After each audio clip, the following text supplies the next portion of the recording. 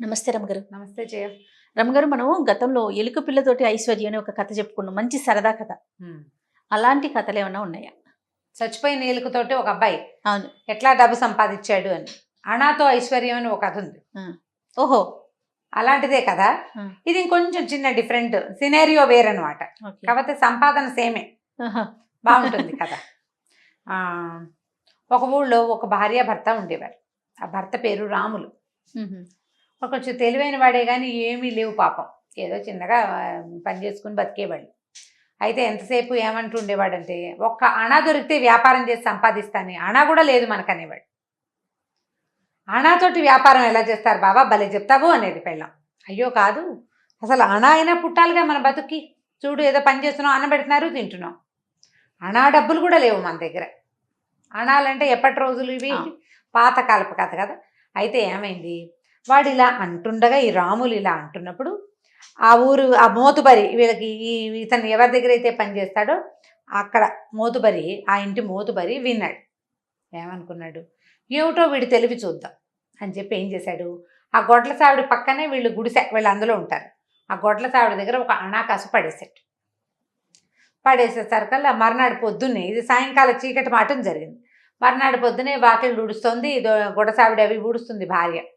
ఊడుస్తూ అణా చూసి, మావా నువ్వు అనాకాసు వ్యాపారం చేస్తానంటావు, ఇదిగో నీకు అనాకాసు ఉంది, తీసుకోమని, చూడు వ్యాపారం చేయి చూద్దాం ఎలా సంపాదిస్తావో అని అనాకాసు తెచ్చి తన చేతులు పెట్టింది ఆ బిళ్ళ. చెప్పేసరికల్లా ఇతను ఏమన్నాడు, మందెందుకైంది, ఇది ఎవరితో అయి ఉంటుందని. అయ్యగారు మీరేమైనా డబ్బులు పడిపోయినాయి జేబులోంచి, అణా దొరికిందండి అని ఆ మోతుబరికి ఇచ్చాడు. ఆయన అన్నాడు, నాది కాదురా, అసలు నా జేబులో చిల్లరే ఉండదు, నేను ఎప్పుడు వేసుకోను, ఎక్కడి నుంచి పడిందో, అయినా నీకు దొరికింది కదా, ఇది నీదే లేరా, వాడుకో అని ఇచ్చాడు. వాడుకోమన్నాడు, చూద్దాం ఏం చేస్తాడు అని. అయితే ఇతను చింకి చాటంత అయింది ఇతని మొహం.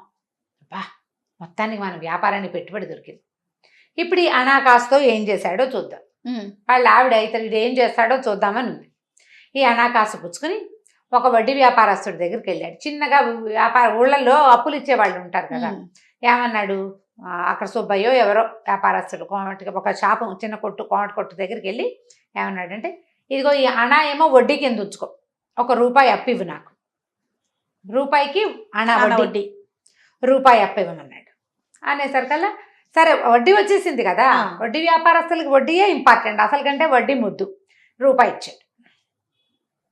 ఏమైనా చిన్న చిన్న డీటెయిల్స్ పోతాయేమో, చాలా చాలా కాలం అవుతుంది, కానీ రూపాయి ఇస్తాడు. ఇచ్చిన తర్వాత ఏమైంది, ఈ రూపాయి పుచ్చుకొని అటు ఇటు చూసి ఇంకో కొంచెం పెద్ద వ్యాపారస్తుడి దగ్గరికి వెళ్ళాడు. పెద్ద వ్యాపారస్తుడి దగ్గరికి వెళ్ళి ఆయనకి ఆ రూపాయి ఇచ్చి, ₹10, రూపాయి వడ్డీ కింద ఉంచుకో, ₹10 అప్పివ్వు నాకు అని ₹10 తెచ్చాడు. మొదట తెచ్చింది ఎంత, రూపాయి, అణా నుంచి రూపాయి, రూపాయి నుంచి ₹10, ₹10 ఇచ్చి ₹100 తెచ్చాడు ఒక చోట నుంచి. ఇంతకీ ఆ అన్న తనది కాదు. చూడండి, ఈ 100 తెచ్చిన తర్వాత చూసావా సంపాదించానని భార్యకి చూపించాడు.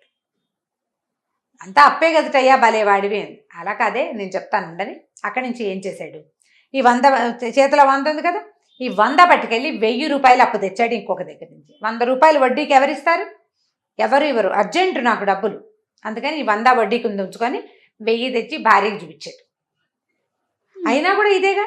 ఇది తీసుకున్న తర్వాత ఏం చేశాడు, ₹1000 ముందు 100 ఒక చోట తెచ్చాడు, ₹10 ఒక చోట తెచ్చాడు, రూపాయి ఒక చోట తెచ్చాడు, వాళ్ళందరూ అప్పులు తీర్చేశాడు.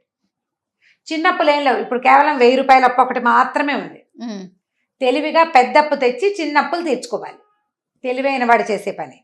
ఈ 1000 ఏం చేశాడంటే, ఇందులో కొంత డబ్బులు మళ్ళీ వాడేశాడు. 900 చిల్లరే ఉంది, 10 10 100 తీసేశాడు కదా, అందులో 900.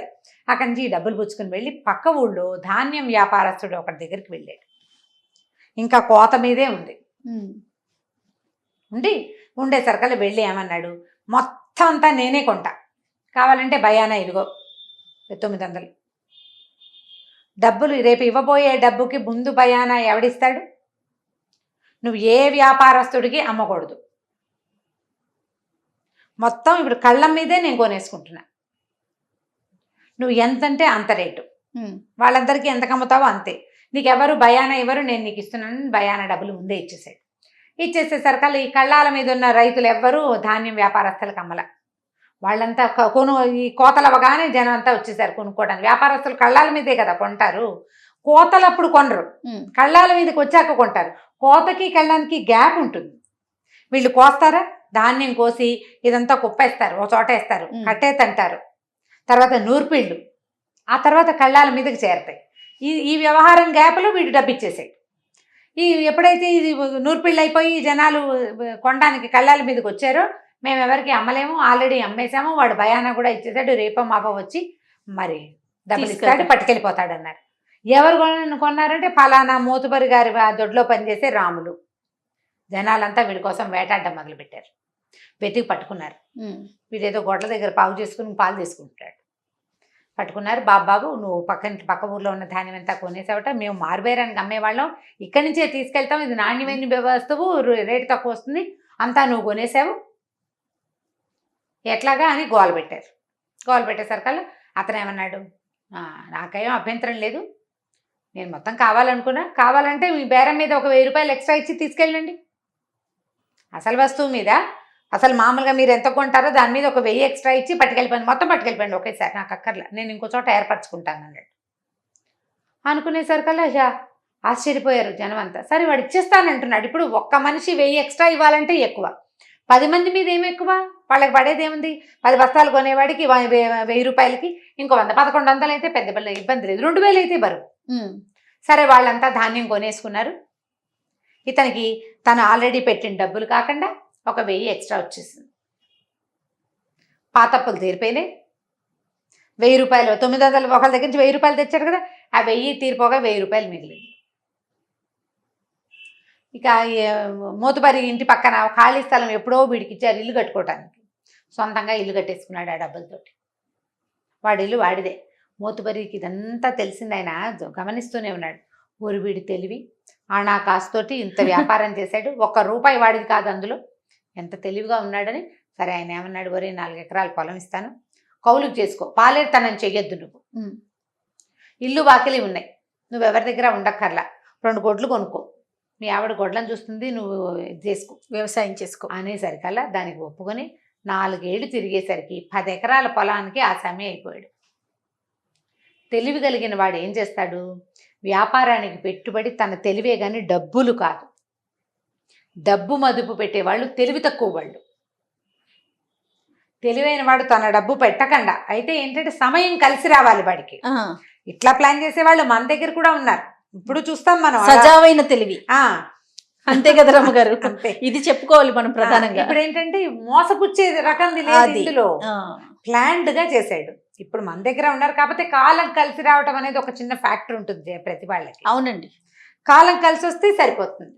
కలిసి వస్తుందా రాదా అనేది ఇక్కడెక్కడో ఉంటుంది గీత ఒకటి రాసి. చదువుకోలేం కదా మనం, మన ఫేట్ని ఫాలో అవ్వాలి. కాకపోతే రూపాయి పెట్టుబడి పెట్టకుండా 10 రూపాయలు సంపాదించడం ఎట్లా అనేది ఆలోచించి చేయాలి.